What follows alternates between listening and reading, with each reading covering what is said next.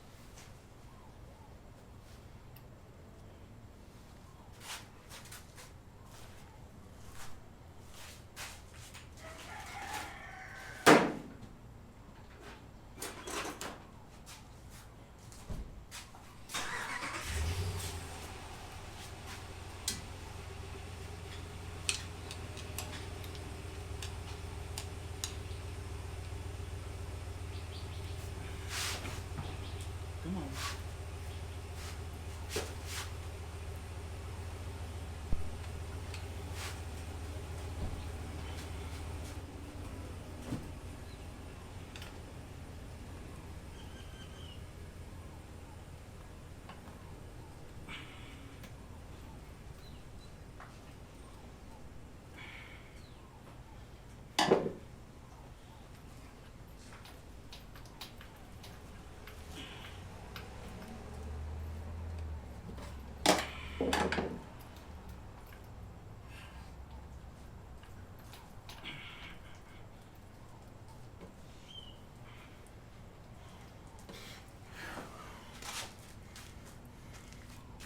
Well, that lets you know how much the sun damages stuff.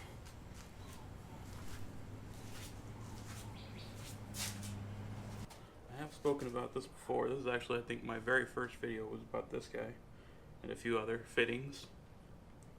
This is a QFT 307-201 10 micron fuel filter, good for up to 175 gallons per minute or hour, or whatever the rating is. Regardless, it's super overkill for what I got going on. But the main reason why I have this is because it's a really, really good deal. I don't work for Holley. I don't work for eBay. I don't really work for anybody that sells this. I'm just saying, it's a good deal, man. $29.99 last time I checked. I actually just ordered another one recently, and worth every single penny, I could tell you that.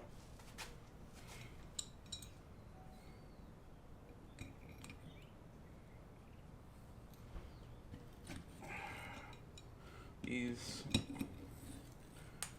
O-ring to AN fittings came from Speedway Motors. Didn't leak a drop. The O-rings that come with them, I think, are Viton. It doesn't even look like it's falling apart or anything like that. It's actually really nice still. The anodizing stayed really nice on them. I really like the Holley stuff, mainly because most companies don't tell you which way the filter flows. And I know this from experience because I bought a super cheap Evil Energy filter that was like 100 micron for pre-pump. And it might not have had a direction. It's a possibility, but considering that the filter did not look the same on both ends when I took it apart, there's usually a flow. Like this one probably have a filter that looks different on both ends. This O-ring looks like it started to get a little chewed up a little bit on there, but that was probably installation. Well, that looks kind of like hose material.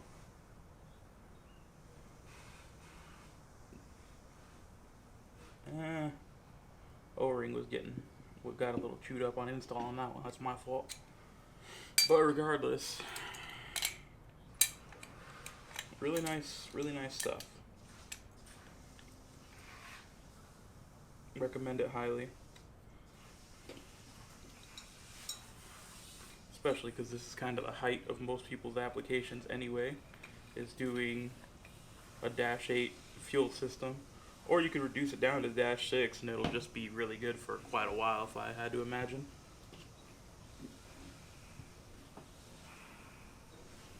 Oh boy, that's tight.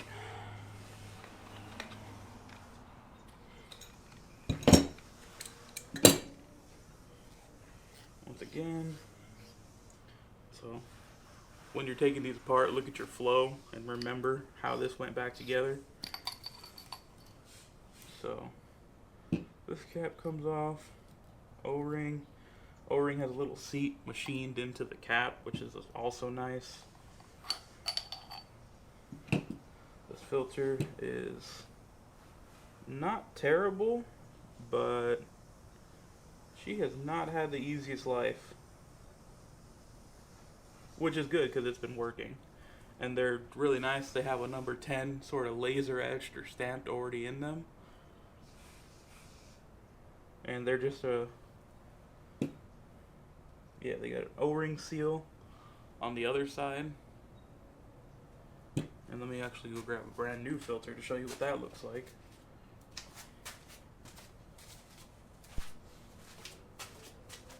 So the replacement fuel filter for these units is this guy, which Holley just sells for one of their Earls or Holley brand fuel filters. It's 175 gallons per hour at 10 micron. It's a 162-558. If you're looking for it, they're like 18 bucks, super cheap still. And they come with the O-rings and obviously a brand new media filter.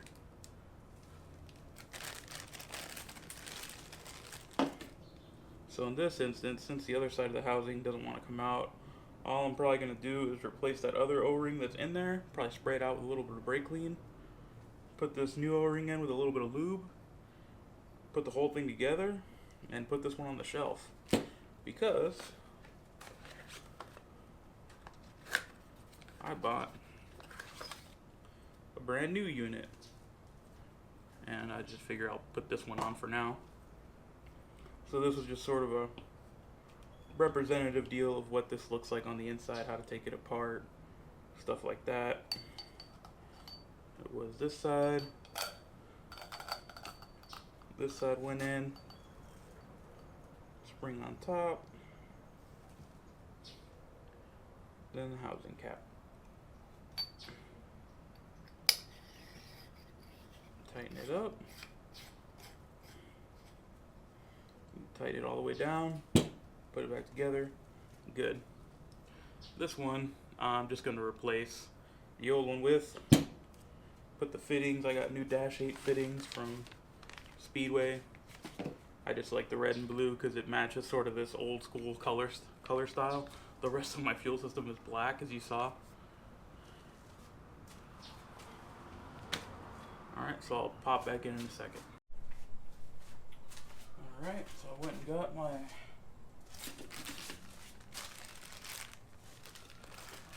obligatory razor blade. Because safety third.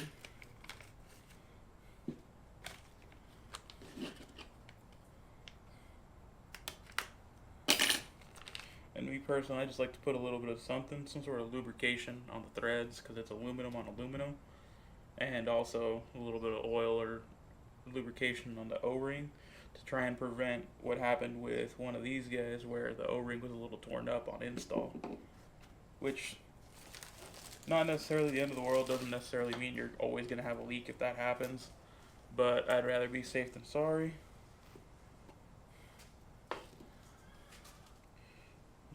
In this case, we're just using a little bit of assembly lube because that was the first thing I grabbed out of my toolbox and should work just fine for this.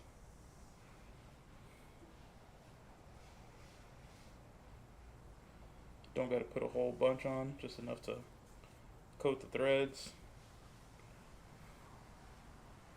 Pretty sure I just used motor oil on the last time I did this because that came apart just fine.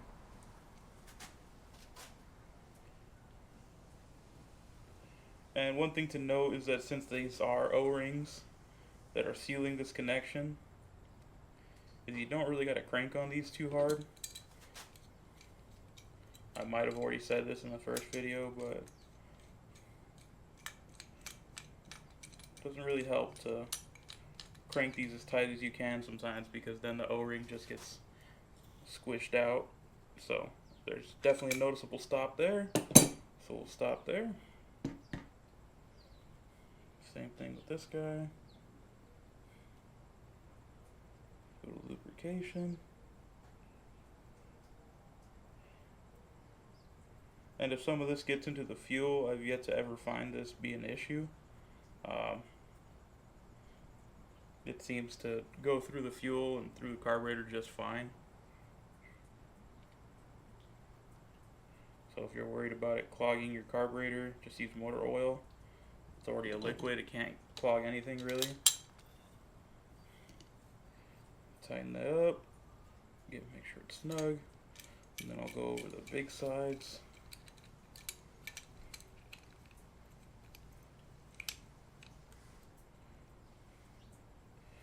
That's tight.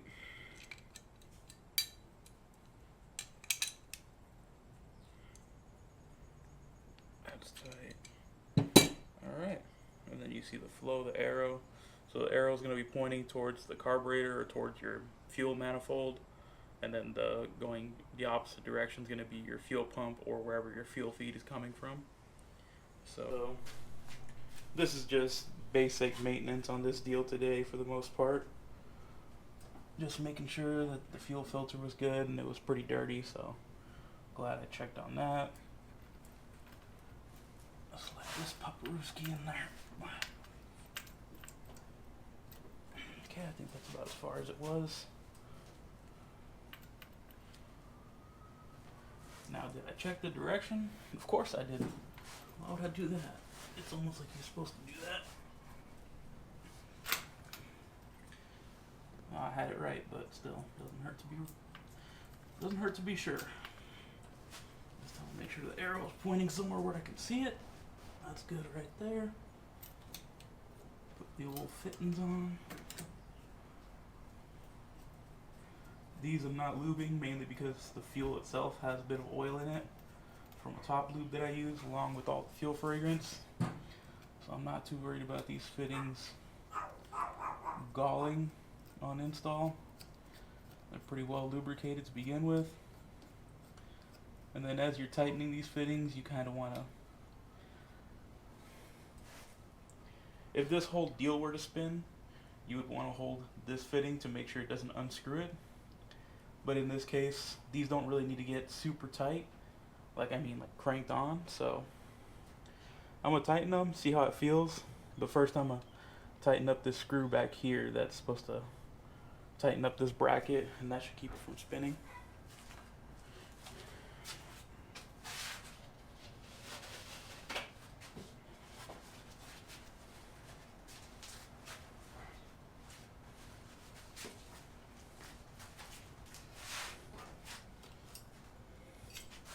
See what size that is. It's this size. Alright.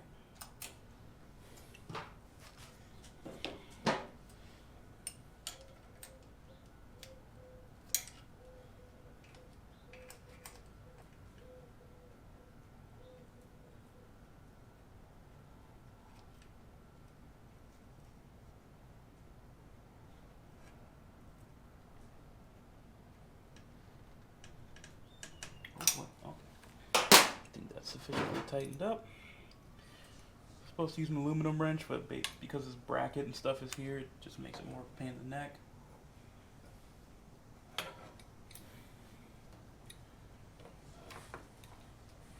So definitely make sure your wrench is fully tight on there before you start cranking on it, otherwise you're gonna scratch up your fittings real bad.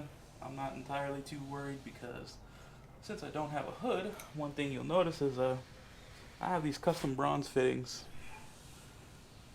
and you know, those were made by the sun. They're supposed to look like this, where they're black anodized, but the sun bleaches them basically. Am I really mad or upset about that? Not really.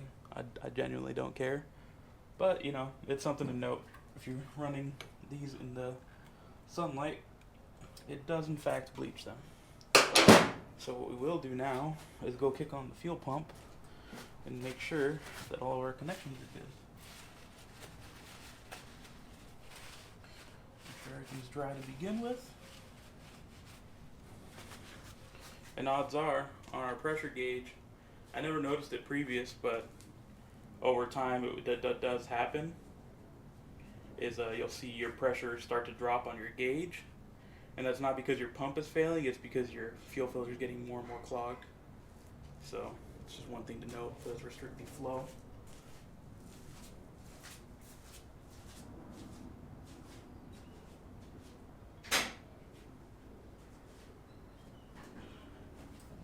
Kick the main power on. And there's the fuel pump.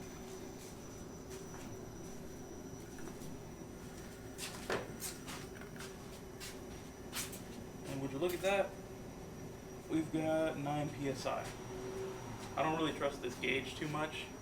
Either that or somehow I have the world's strongest needles, because allegedly anything over like 8.5 psi is supposed to blow straight through the needles. And on this gauge I've seen like up to 12. And this thing does not seem to care.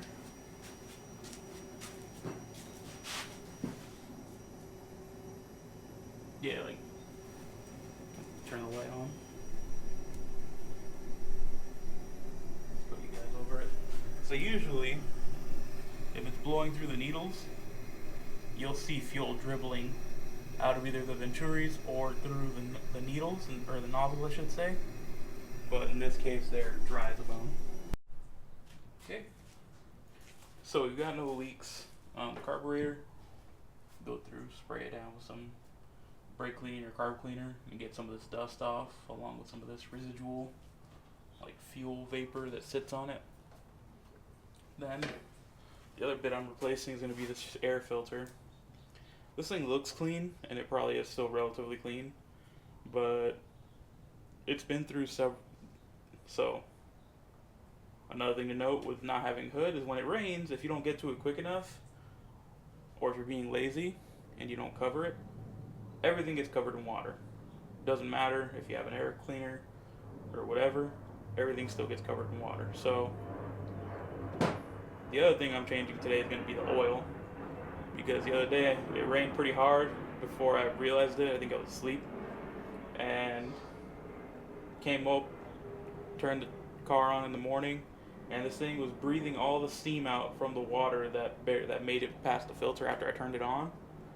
And also, that's been a few occurrences now where it's eaten water after I started it after the rain. And I mean, it runs just fine. Oil pressure seems normal. Nothing significant has really happened. But I mean, it's been about 3 months since I changed the oil, and I drive this thing like a madman sometimes. So, seems about right to want to change the filters and change the oil. And the last oil change I think I did on this guy was the diesel oil. And this time I'm just using just some regular Castrol and a little bit of red line to finish off the volume that I need for the oil. So I'll show that here in a second, but let me get this air filter swapped out. I am switching back over to the washable air filter I've used before. So let me go grab that. Give me 1 second. There she is. So these are just like a heavy cotton gauze. K&N air filters are probably the most common brand of this style of filter. And all you do is you wash them with either the K&N cleaning stuff, which is what I used, or you can use whatever brand of cotton gauze cleaner you want. I've never really found a difference. I know that there's like a green and like a purple version of these that people make. I just have this one because it's the cheapest one I could find, and it's not so cheap that it falls apart, but it's cheap enough to where I'm not worried about, dropping it or denting it or cleaning it with the wrong stuff. So let me grab the oil to re-oil the filter.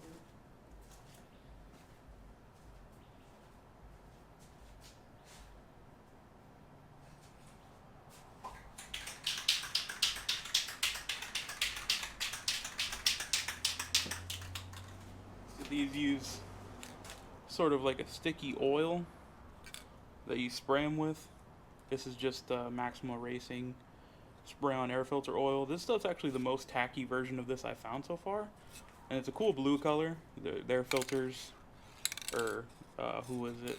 There's a company that makes blue versions of these filters, and there's red, white, blue, purple, black. It doesn't really matter, but you're supposed to oil these up after you wash them and make sure they're bone dry.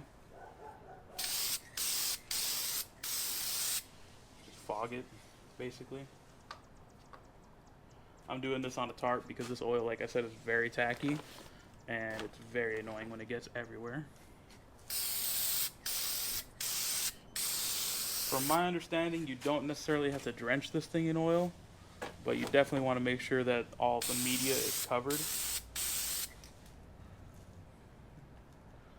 So I would definitely call that good. Trying not to grab it by any of the parts that I just sprayed. And now, we'll go put this on the car. Switch back over.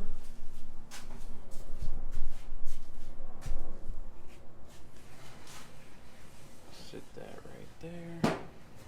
Be sure you guys can see what I'm looking at. Kinda not really. Alright. Grab the brake clean.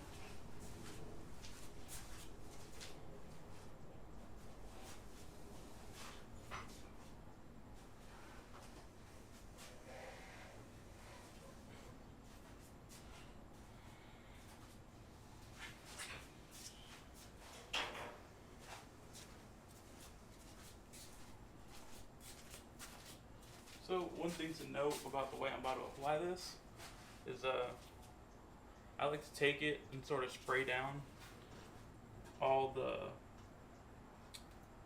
good golly if I could remember the name, fast idle circuits or no, not fast, idle and high speed air bleed circuits. All these little brass screw, they look like jets basically. They're just for air instead of fuel. I guess technically they do affect the fuel. Regardless, I like to spray those down and make sure they're clear. Let me get the actual straw for this guy.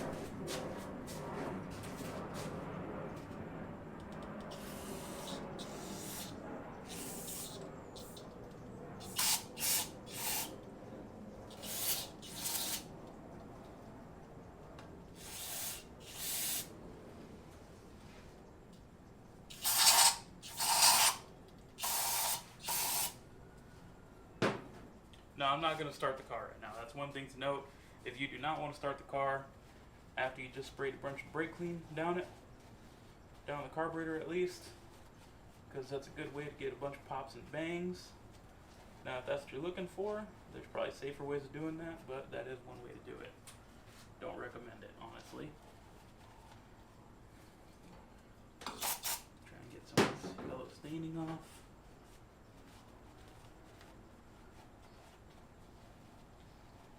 I don't know if I ever talked about it on camera or not, but this Proform main body, totally worth it. Worth every single penny so far. You know why? Because it eliminates the secondary or the primary choke. If you've ever tried to change the squirter nozzle on a carburetor with a choke on it, it sucks a lot. This carburetor started out life as like a gold zinc double pumper from Holley, 0-4779-C, which I think stands for chromate or like the gold color. And it was cool for a while, except I never used the choke, which Robbie told me I never used the choke, and he told me to leave it open, but I went through the trouble of hooking up a choke and putting a cable all the way through in the car. And then I never used it because I would just pump the pedal once and start the car, and it would stay idling. If it was cooler here, maybe, but it never really needed it. But yeah, it's a 750 double pumper currently, and it's been working just great. I know people say that this is technically too big of a carburetor for this engine, even though it's based on RPM and cubic inch. So I think allegedly this thing's supposed to be like a 700 or like a 680 CFM carburetor to have I think the actual diameter of these venturis sized correctly. Because it's all about airspeed, really. From what I understand, it's all about airspeed through the carburetor to get the correct vacuum signal to pull the correct amount of fuel. But in the past, I have seen people use carburetors rated for much higher CFM and tune them to work perfectly fine on a smaller displacement engine. So how much of that really plays into it, I'm honestly not sure, but this thing drinks a bunch of fuel. Like a lot. Like last time I checked, pretty sure I had this thing at 76 on the primary. Secondary was 86 because I have a power valve in the primary. And that's quite a bit of fuel for one of these, considering that it's 325 cubic inches. But this thing does rev all the way out to about 7,400 RPM to really use all the power band, so that might be why. This thing's also been upgraded to 50cc accelerator pump diaphragms in the primary and secondary along with the cams. We're on to the important section of this video. I got the air filter assembly put together. Those are really simple. Base plate, air filter, air cleaner lid, and then your nut to go on top. Only thing special about this deal is that since it's an aftermarket main body, it is a 5/16 screw or stud for the air cleaner stud. Usually most of them are 1/4 inch, but since it's an aftermarket main body, they basically copy like a Quick Fuel Technologies carburetor, or like maybe like a Brawler, or I think a Holley HP also has a 5/16 stud. Regardless, that's one of the main differences of this main body. You have to change that stud. This is just a clear air cleaner lid. They're cool, but if you leave them in the sun, once again, the sun destroys stuff. So it's kind of like turning white in some areas. But it still works. I can still look down the carburetor without having to take the lid off and make sure it's not flooding. And the oil we're using for this video, same oil I put in my Ram truck. 10W40 Castrol GTX high mileage. You know why? Because it works. Also, I think it might be a step up from the diesel oil I've been using, technically. Not really sure. To make sure it gets the right amount of vitamins though, I got this Redline 10W40 ester-based high-performance lubricant with extra ZDDP for wear control. Yep. And this stuff, it says around here somewhere. Compatible with conventional and synthetic oils, not for engine braking. Well, Luckily, it's a roller engine, never really needed to be broken in, but regardless, we got the oil, we got the stuff.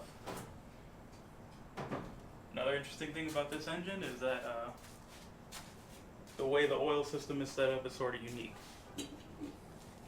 I have the breather on the passenger side coming off where the original oil cap would have been. So we gotta take this guy off first.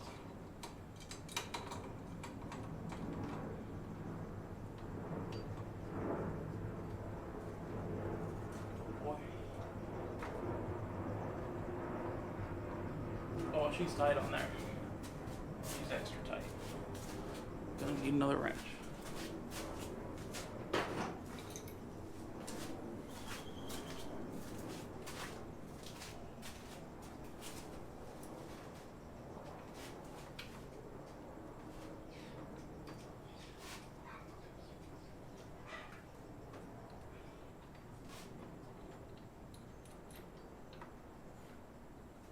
Wow. This wrench is not big enough for that. Alright.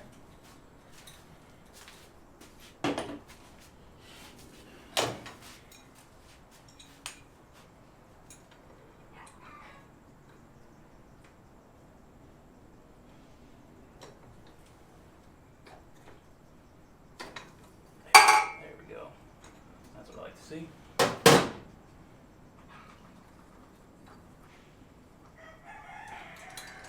This guy back off. I don't know if you can see what I'm doing. Let me change the angle here. Take this breather hose off.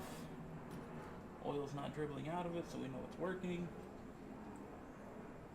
Take this guy out. I think I talked about that the last time I did my oil.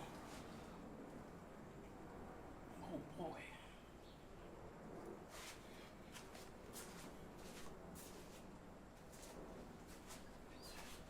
And you would think this is like the easiest part to disassemble because it's the most lubricated. Good golly. They use a serious O-ring on that thing. There we go.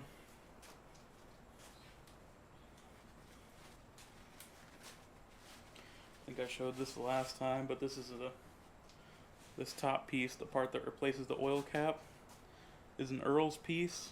It's a baffled adapter to a -10 or 8 O-ring that I then adapted to O-ring to AN-8. Or is that 10? That might be, that's actually 10. Then that goes to my catch can, which in this instance I did this unintentionally, but it actually works out better. Since this is constantly running upwards, the steam will rise, but the oil physically, once it puddles or turns into drops again, back to liquid, it drains back into the motor. So it's kind of nice because I never really get much oil actually in the catch can. Like, I want to say that 80% of it, if not 90, has been just straight water or vapor and whatever it was at the time. And now let's undo the drain plug. Let's see if I can fit my arm in there.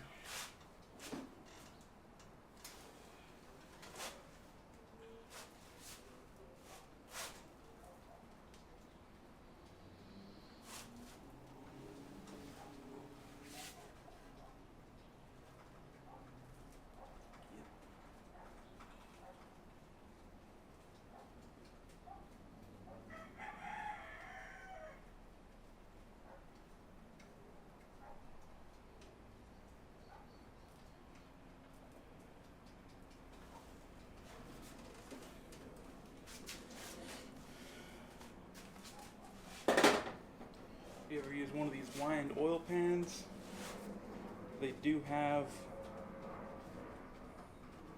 a magnet built into the drain plug itself. This one always has like stuff on it, but I think it's because it's eating a lot of dirt all the time. Or it could be destroying itself internally. If it was a bearing, it should be aluminum. unless somehow it's destroying a connecting rod over time or something crazy.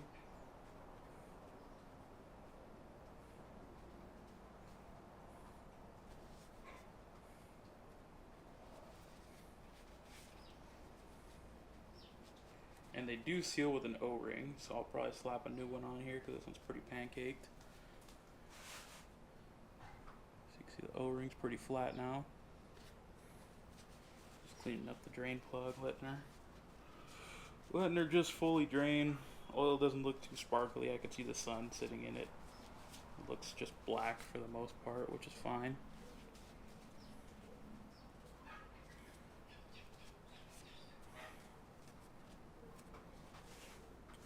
So we'll change out this O-ring. I usually keep a whole assortment in the car.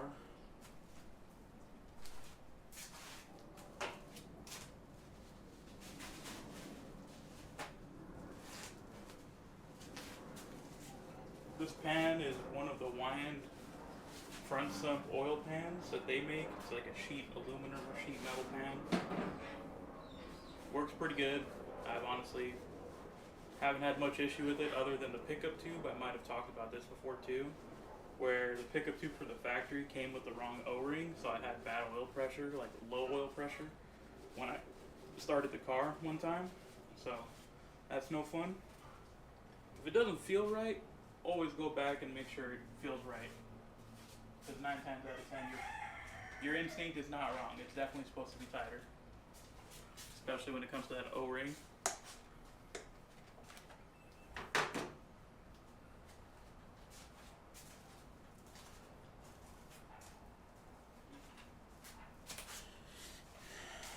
Use the handy dandy old razor blade. Get the O-ring unseated. Yeah, that thing's supposed to be round. It's not very round anymore. Looks like more of a washer now.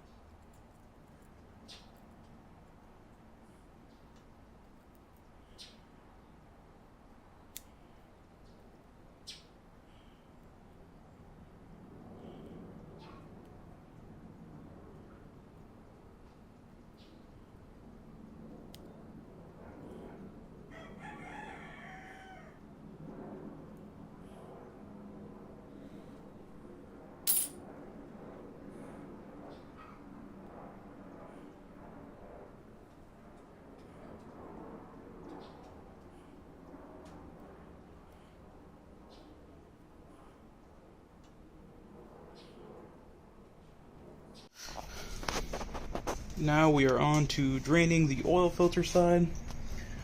This car has a remote oil filter. You can sort of see it dripping there. Nope.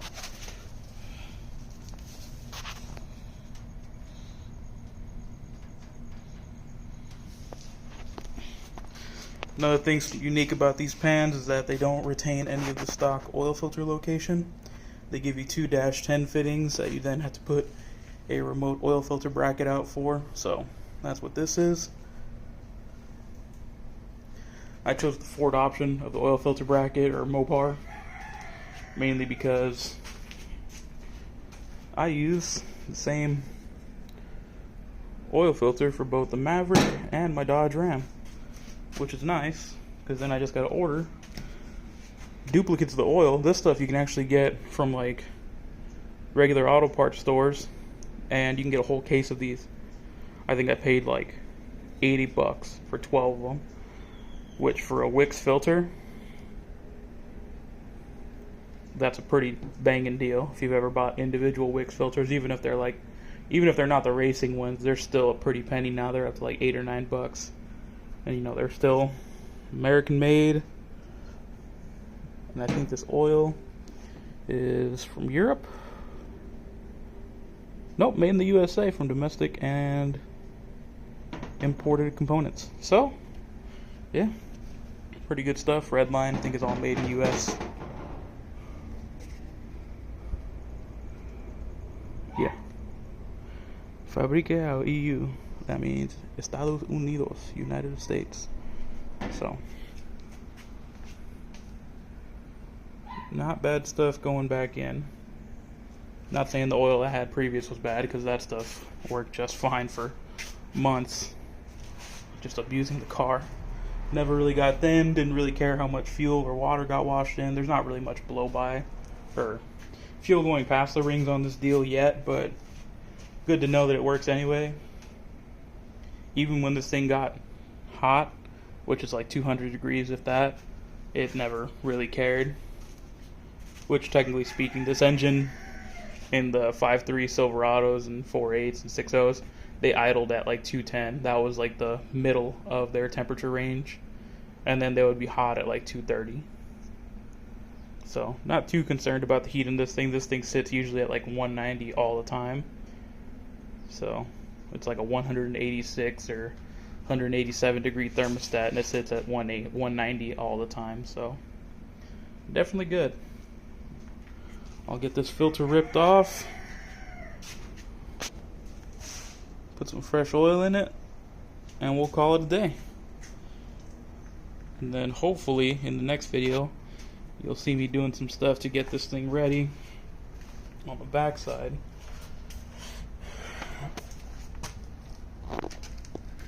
Yeah, there's a pretty hefty lip there that prevents the slicks from fitting, so we'll get that figured out.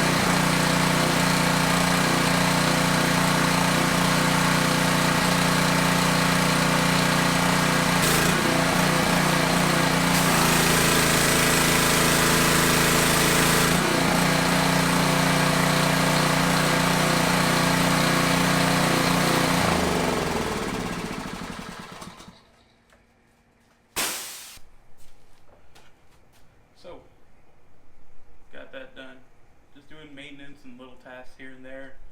The rear end, I never really took a chance to pre-soap it and really pressure wash the heck out of it, so it was still covered in chunks of garbage and old dirt and mud and whatever animals were living on it. So honestly, now you can see like there's like a little chalk mark. It's pretty clean now. Once again, you guys saw me using the old Walmart Purple Power. Stuff works on basically everything. I've yet to see it actually hurt anything as long as I don't leave it sitting for too long. I know on aluminum it kind of leaves it like white, like with a white residue if you let it sit for too long, but most of the time that'll like sand out, or you can just wipe it off for the most part. One thing I really don't like is this spray bottle. I paid like $3 for this thing. Usually they're like $1. If you guys know a better spray bottle that's good for like cleaning solutions and possibly even acetone or acid, so let me know, because this one sucks a lot. The nozzle is like, it's just not very good.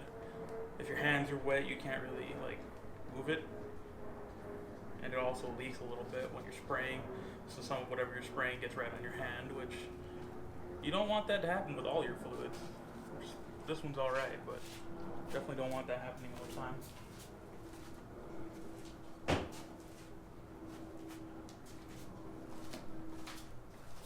All I'm doing now is I'm just gonna spray the wheels out with the blower, make sure those are dry, because like I said, don't want any of that stuff drying on the wheels. They're polished aluminum wheels that are on those 2810 DO6s. That's a small tire I run, or that I'm gonna run, and I'm really just trying to get this thing set up for duct tape drags. I need to put in the drag shaft safety loop, which will probably be in another video, and I need to just triple check my clearance on the wheels and tires. I didn't record me bashing in the fenders because it was really loud and I was sweating, and I don't think anyone wants to see either of those things or hear that for 15-20 minutes.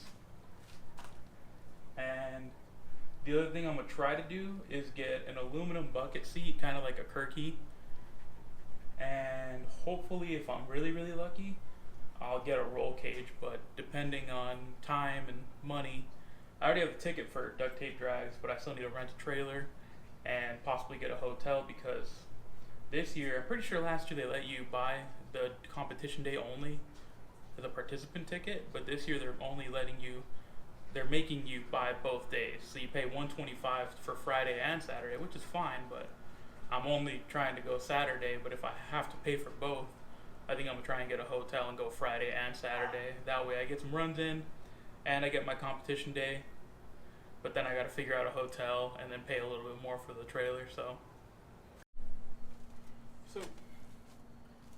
I've had these wheels and tires for quite a while now. The tires I got really lucky and got a deal on, and they were brand new, but you can see right here that previously the fender just used to just chew them up. It had like probably a solid 1.5-inch lip that came out, and this car, before I put the Caltrax on it, the leaf springs are so blown out that it would basically just be right above it, and then as soon as you put any load on it, it would bite down into the tire. So ever since we put the Caltrax on, I came in here with a hammer and beat the fenders like they owe me money. Gave it a significant amount more of clearance, but the tire still looks chewed up. It'll probably look like that for the rest of its life, but definitely the meat you want, especially for duct tape drags. If you've never been there, it's in Tucson Dragway. It's an event put on by Vice Grip Garage and David Freiberger. And a lot of junk cars go there, mainly why mine goes there. But man, that starting line gets real bad in terms of prep. Last year I went and I had some 215 Hancooks, just street tires, that I got from Walmart. Cheapest tires you can get. I think they were like $120 a pop mounted. And did not go well. I basically spun the first 120 feet.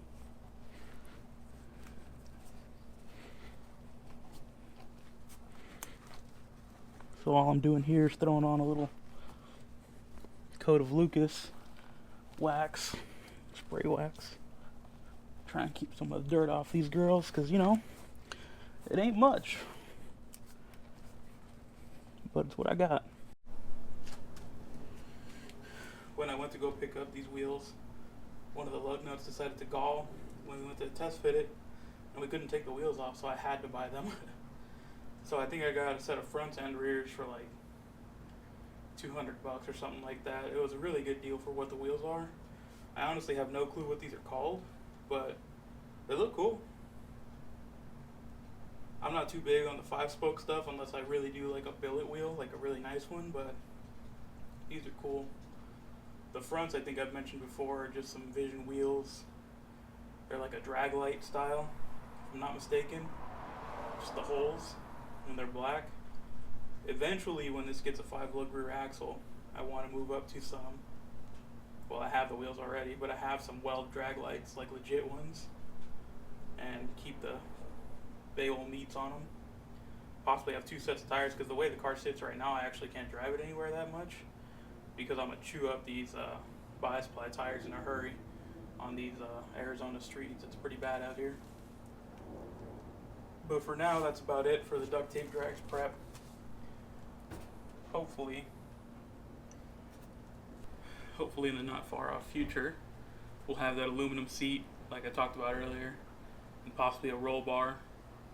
I'm really trying to up the safety before I go any faster, and just by using the trans brake finally, when I went 12.4 at Firebird, that was purely off of a foot brake and the 215 tires I was running, street tires, and that was a 12.4, and that was, you know, that was nowhere near probably, I'd say, the max potential of what we could go with what the car weighs and how much power it's making.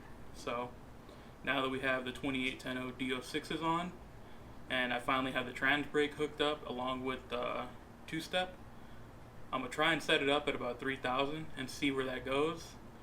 And luckily it's adjustable, so all I got to do is bust out the laptop and see if I need to go up or down RPM depending on what the track is like the day of.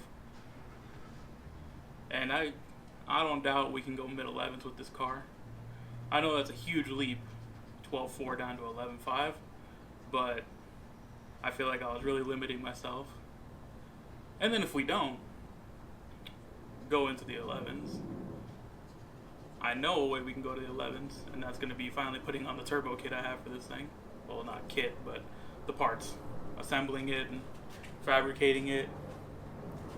The reason I haven't done it up to this point is really because I've never driven a car this fast. This is my very first project car. So as far as horsepower to weight ratio, this is the quickest I've ever gone driving myself. So I want to kind of work my way into going that quickly.